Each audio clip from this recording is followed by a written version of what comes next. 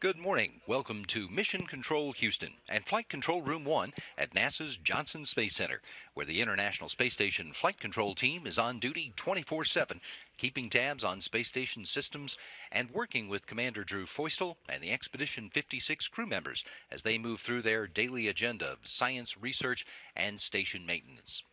This week, the crew members have also spent some time pointing their cameras out the window to share their perspective of disturbances on the Earth, while also getting ready for some upcoming spacewalks and preparing for the arrival of a new shipment of supplies that's due next week. Houston Station on Space to Ground. Welcome to Space to Ground. I'm Gary Jordan. With a careful eye on weather conditions, over 10,000 pounds of science and supplies awaits launch to the International Space Station. The unpiloted HTV-7 cargo vehicle of the Japan Aerospace Exploration Agency, or JAXA, is set to lift off from the Tanegashima Space Center in southern Japan on Friday evening, U.S. time, after delays due to Typhoon Mangkhut in the Pacific. Inside, over 5 tons of supplies, water, spare parts, and experiments, including 6 new lithium-ion batteries that will be swapped out over a pair of spacewalks. The cargo vehicle is set to arrive on Tuesday, September 18th, early morning U.S. time. Because of this, the 2 spacewalks following the cargo vehicle's arrival have been rescheduled for the near future. Check out our website for the latest updates and to tune in to our live coverage.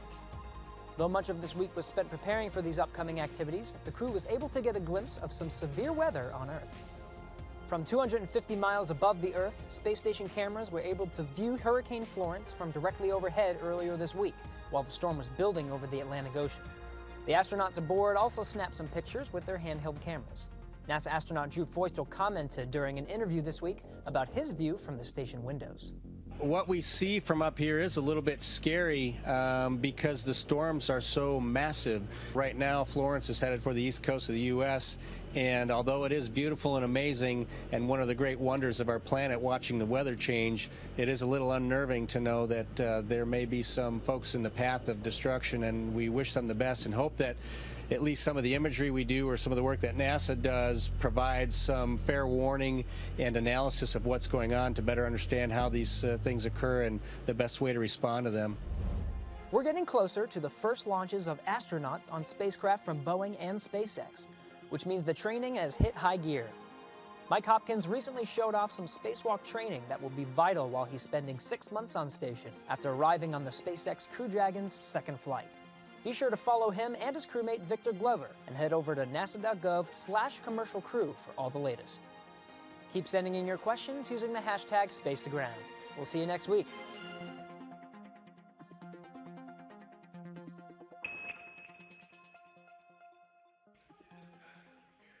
Now, live coverage of the HTV launch begins at 3:30 Houston time this afternoon, September 14th, on NASA TV and nasa.gov. The launch is targeted for just a minute before 4 o'clock this afternoon. That will lead to live coverage of the arrival of HTV next Tuesday, September 18th, starting at 4:45 a.m. Central Time. And we should see Canadarm2 capture the Conatori at 6:30 a.m. And then we'll be back at 9 o'clock Central Time Tuesday morning to see installation of the cargo ship to the space station's Harmony module. Although your calendar says this is 2018, it's also known as the Year of Education on Station, which NASA has planned as a time to help teachers and their students get the most out of learning about science, technology, engineering, and math. The International Space Station crew members have been talking directly with students on the ground, and they've been making fun instructional videos in zero-G. In this installment of the STEMonstration series, Scott Tingle demonstrates the orbit of spacecraft and offers the viewers a chance to participate.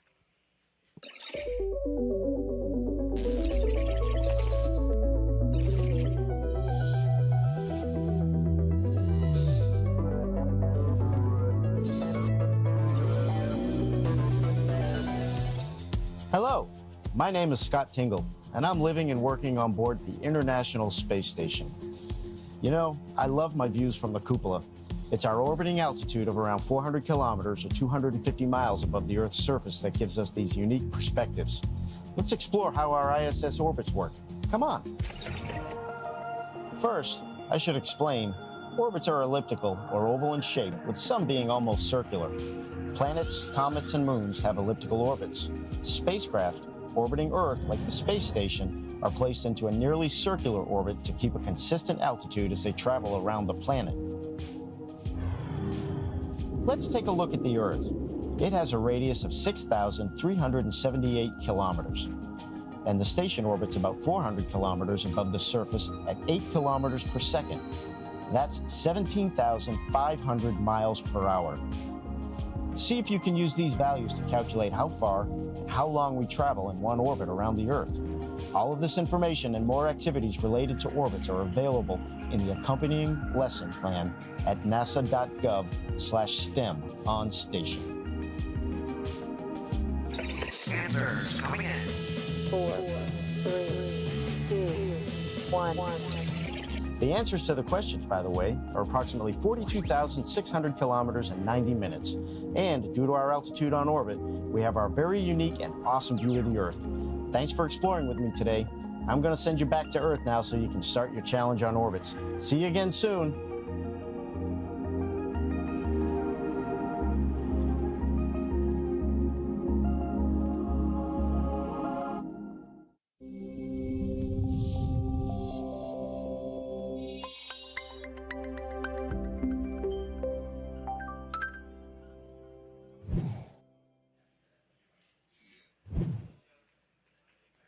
The International Space Station uses Tingle and the other crew members as subjects in an ongoing experiment to learn about how human bodies respond to being in the alien environment of weightlessness.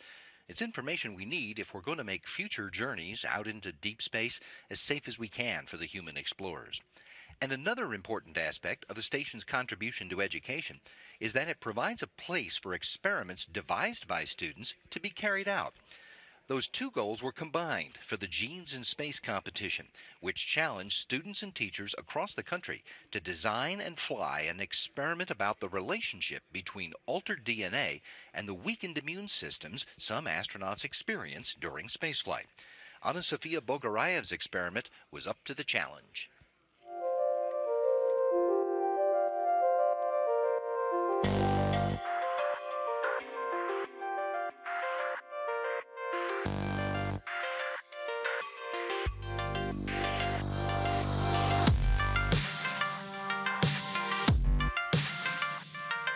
When I was 4, I told my mother I was going to be an astronaut, so it's kind of been a perpetual thing from there. And I figure if I'm going to be an astronaut, I don't want to be getting sick.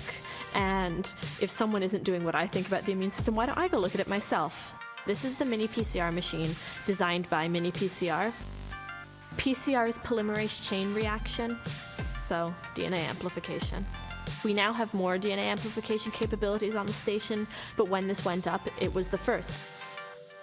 Hi, this is Tim Peake on board the International Space Station, and this is a message to Anna Sofia to say a huge congratulations for your winning submission to investigate the effects of cosmic radiation and microgravity on the body's immune system. So you're meant to have a balanced ratio of your T helper 1 and T helper 2 cells, but when you're in space, you get a much more dominant T helper 2 phenotype, which decreases your cell-mediated immunity and just generally hampers your immune system.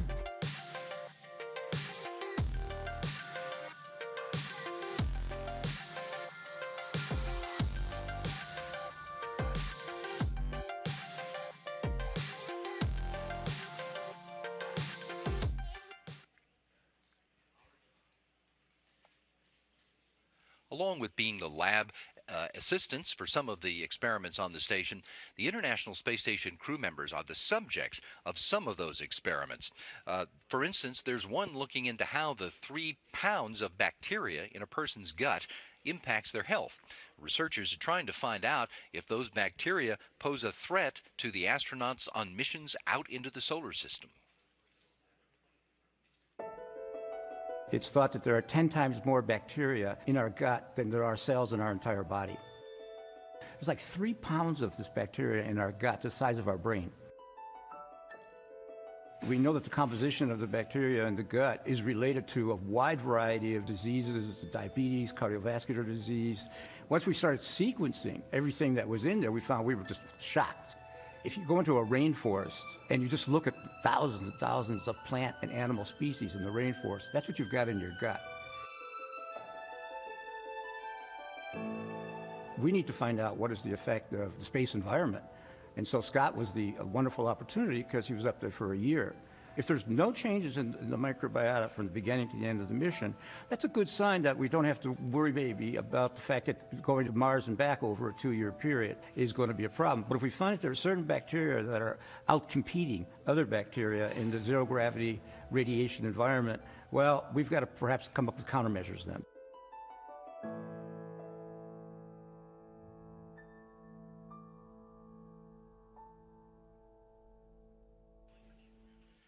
The International Space Station's Destiny module is home to the Microgravity Sciences Glove Box. It's an enclosed space for experiments that involve potentially hazardous materials.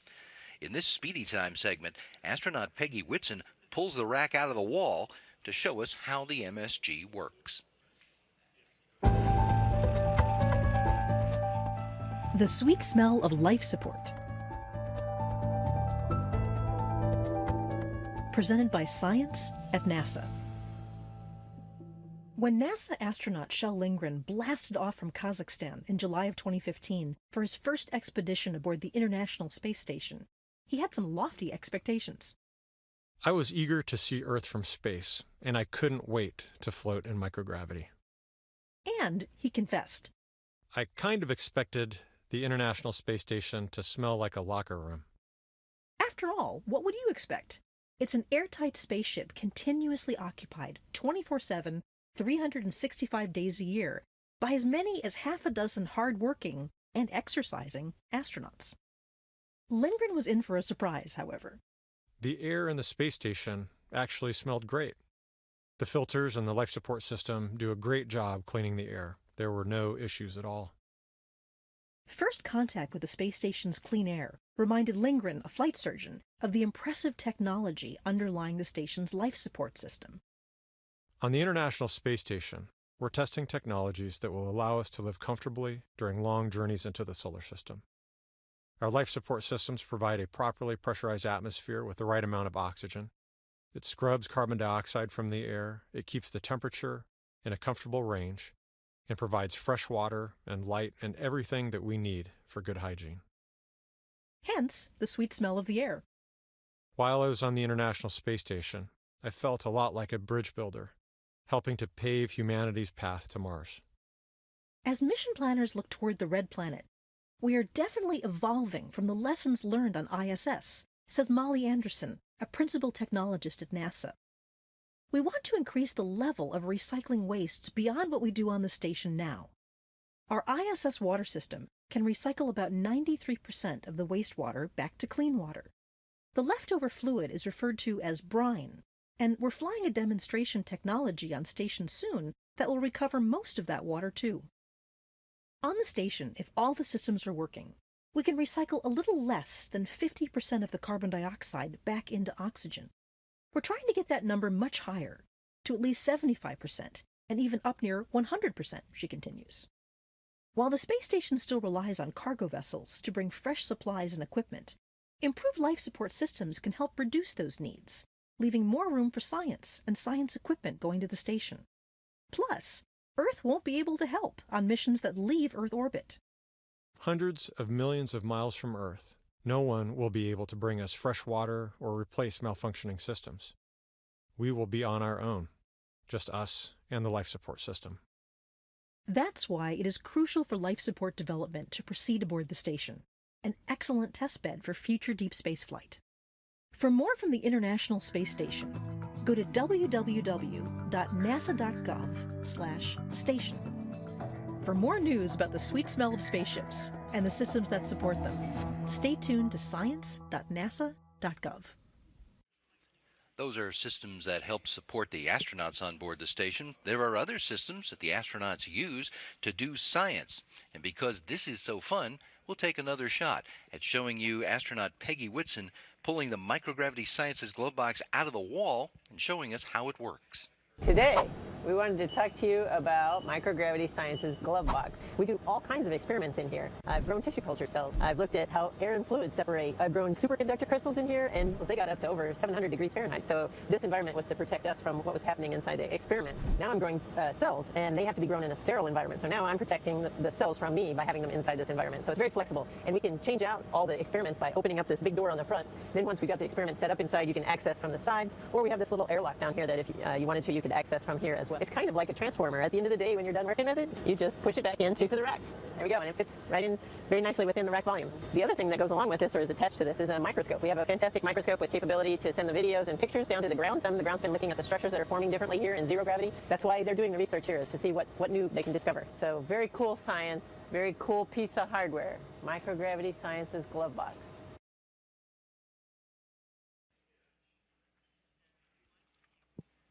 So we have science in the lab that benefits people on Earth. There is also supporting future exploration efforts.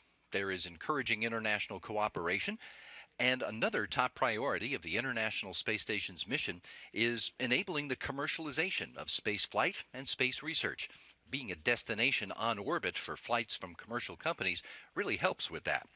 Well, now, in conjunction with NASA's Commercial Crew program, the station is moving the nation closer to the goal of restoring our capability to launch astronauts to space from the USA.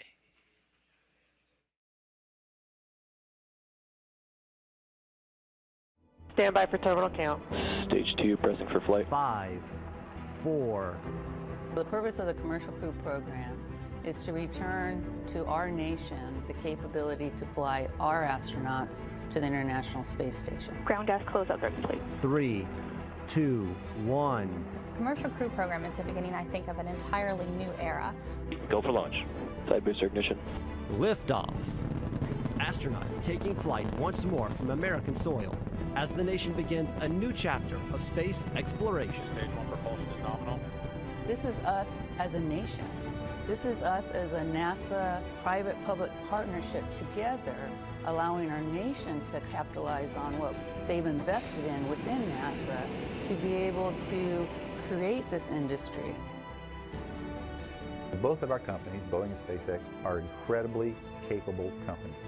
It's just an awesome feeling to see the hardware coming together and seeing, the excitement of the technicians, of the engineers.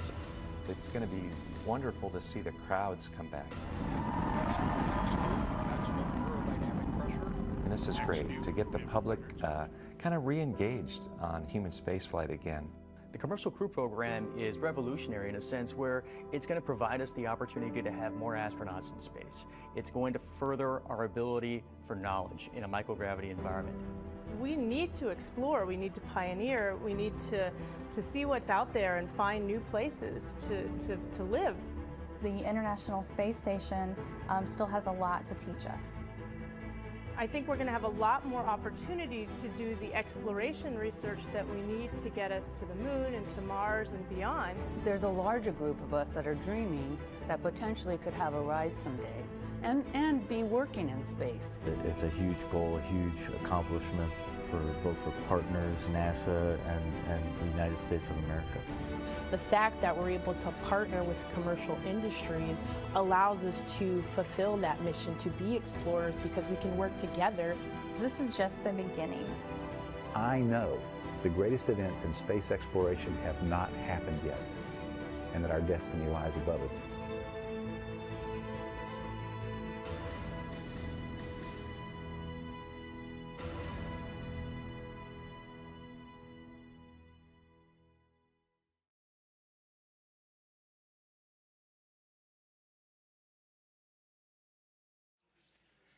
You're looking once again at a live view inside the International Space Station's flight control room, located at NASA's Johnson Space Center in Houston. This facility has hosted flight controllers since the mid-1960s. Not the same ones, of course. There have been a succession of NASA programs that have led human exploration of science out of this room. People often wonder what goes on in this room on a day-to-day basis. So, we caught up with Flight Director Mary Lawrence, got a chance to ask her about a whole bunch of things.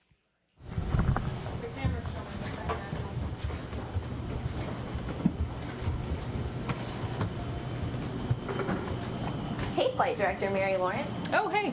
Do you think you have a few minutes to tell us everything about Mission Control Houston? Sure. So can we follow you into the control room? Yeah, let's go. I'm about to start my shift. So what's it like in Mission Control? We fly spaceships. It's awesome. Do you have a shift every day? Not every day. I have a string of shifts every few weeks. How many shifts are there per day? 3. And how many other flight directors are there? There's 26. Oh man, I hope I'm allowed back here.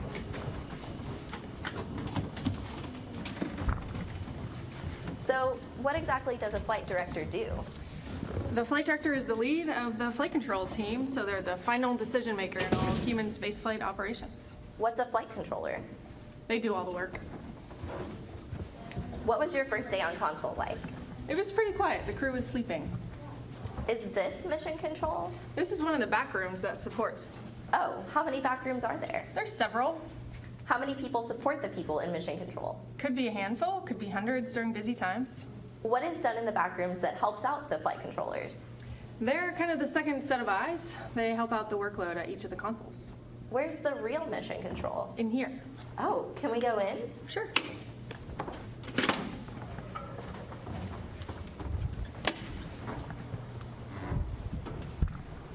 Whoa.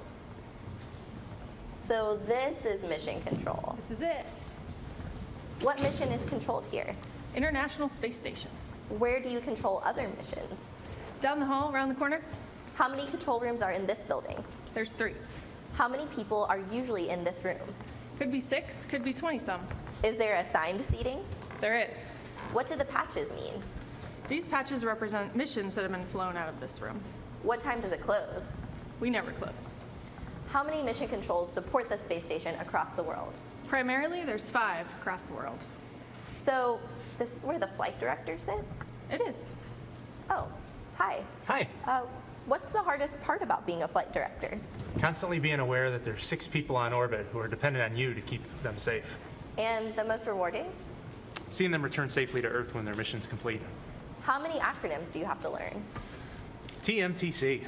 What did you study in school to prepare for being a flight director? Mechanical engineering. So, are there a lot of pilots that are flight controllers? Some are, but it's not a requirement to do the job. How long do you have to train to be a flight controller? It takes about a year. What's that training like? Pretty vigorous. We simulate ISS onboard operations, only we break a lot more stuff. They're called simulations, right? That's correct. How long can they last? About the length of a shift, so about 9 hours. What's the coolest part about working in this room? Understanding all the history that's happened here over the years. So when you switch shifts, how long is that handover? About 30 to 45 minutes. Are all the systems run from desktops? That's correct. Do you deal with the same software updates we do? Yes, we have to keep our computers free from viruses too. So what does this button do? Oh, no. Sorry about that. So what are you listening to?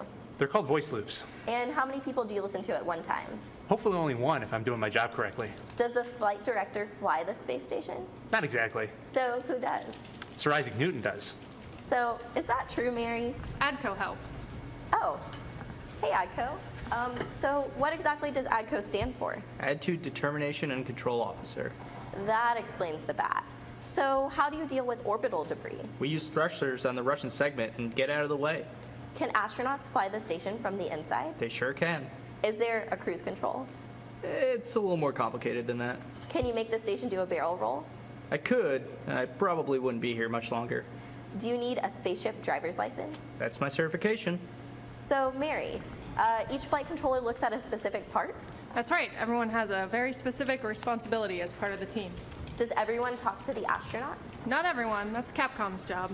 I heard that you have to be an astronaut to be a Capcom. Not all the Capcoms are astronauts. Some are former flight controllers or instructors. So is there a phone number for the International Space Station? Yes. Could you just type it in my phone really quick? We'll call you. Oh, okay. Well, what is the time zone of the space station? Greenwich Mean Time, GMT. Why is that? There's control centers all over the world, so we just picked somewhere in the middle. What is a shift like when the crew is sleeping? It's pretty quiet. We're mostly just planning for the next day. Are you allowed food and drink in here? Yes. What happens if a flight controller gets sick? We call someone else. What happens if an astronaut gets sick? They call the doctor here on the ground and take a sick day if they need to. Oh, who's sitting here? This is ground control. What does ground control do? Ground control is responsible for everything here on the ground.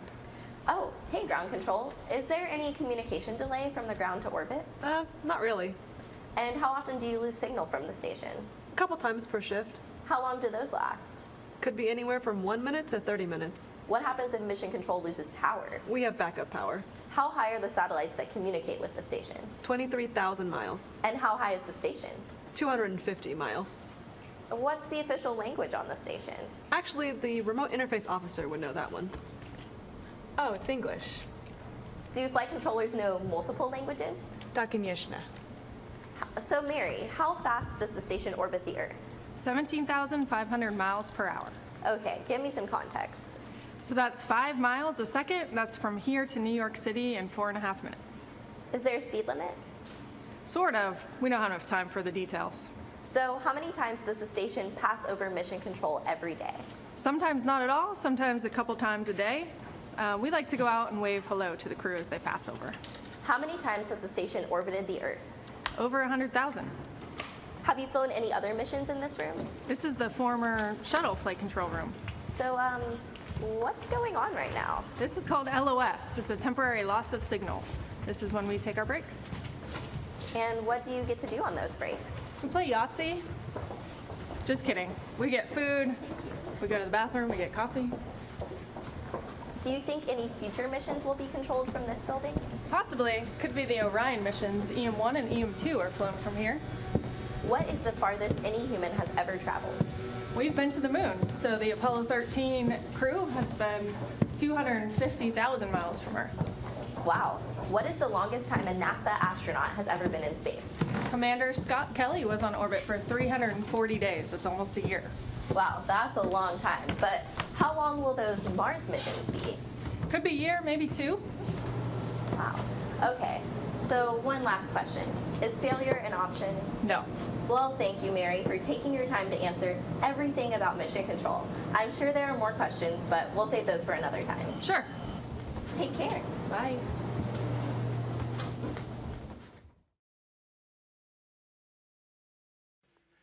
If you'd like to get another look at any of the stories we featured today, check us out on YouTube and on Facebook and the addresses that magically appear at this time each week. While you're at those addresses, take a look at the other cool stuff you can find about NASA and America's human spaceflight program. You should also check out Houston, We Have a Podcast, which features folks here at NASA talking about their work in all aspects of space exploration. The new episodes post on Fridays. Today, September 14th, Gary Jordan learns more about the development of the Orion spacecraft by talking with the people leading the effort to get ready for next year's critical Ascent Abort 2 test of the Orion spacecraft's launch abort system. Go to www.nasa.gov/Johnson/HWHAP, as in Houston We Have a Podcast. You'll find all of the episodes there. You can also listen on Apple Podcasts, on Google Play, and on SoundCloud.